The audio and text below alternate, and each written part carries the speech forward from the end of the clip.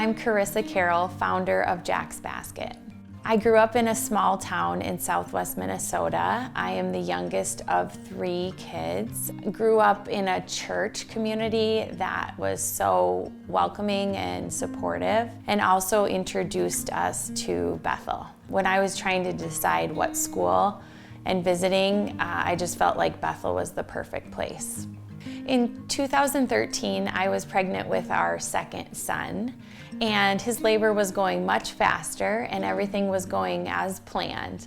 And soon his heart rate had dropped dramatically. And everyone got tense in the room and they had to do an emergency C-section. In the meantime, while I was recovering, a nurse and a nurse practitioner came into that original delivery room where Chris was waiting for the delivery. And she said, "Are you aware of trisomy 21?" And he must have looked confused because she said Down syndrome. She listed off all the characteristics that he was showing and said, "Well, just enjoy your baby," and left the room. And Chris really recalls at that point in his life, he didn't know really anyone with Down syndrome, so he didn't know what that diagnosis meant for our baby. If, how would that impact his health? Would he even live?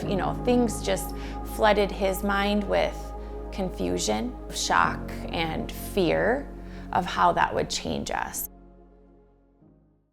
I can remember a nurse coming in the next day and looking at Jack, and she said, "Look at your precious baby." And when I feared that the world wouldn't accept him because he's different, a complete stranger reminded us, this baby is fearfully and wonderfully made. And although this was a surprise, it wasn't a surprise to God. Alicia Graff is a Bethel alum, and their oldest of 3 girls has Down syndrome.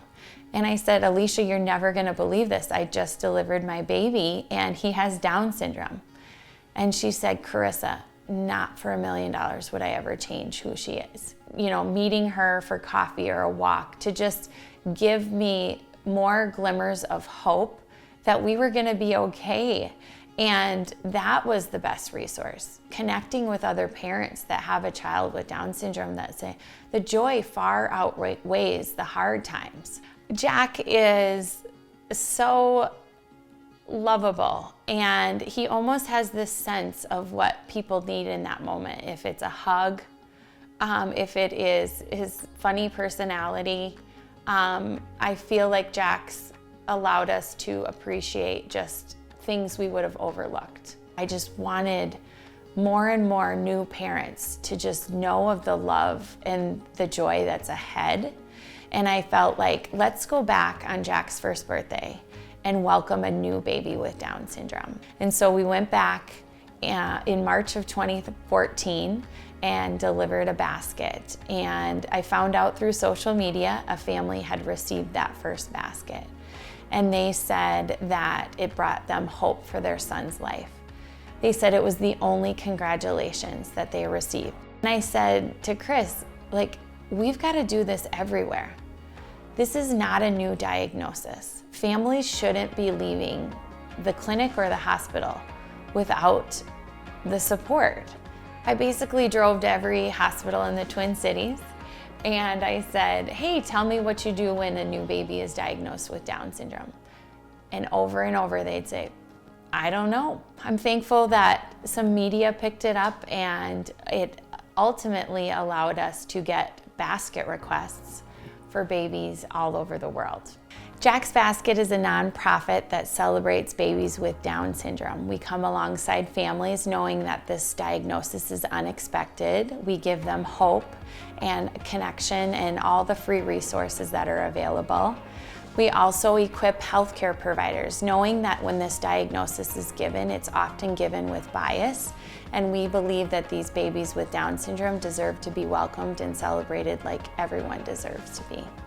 Well, my desire and his hope is that every baby uniquely created with Down syndrome would be welcomed like they deserve to be.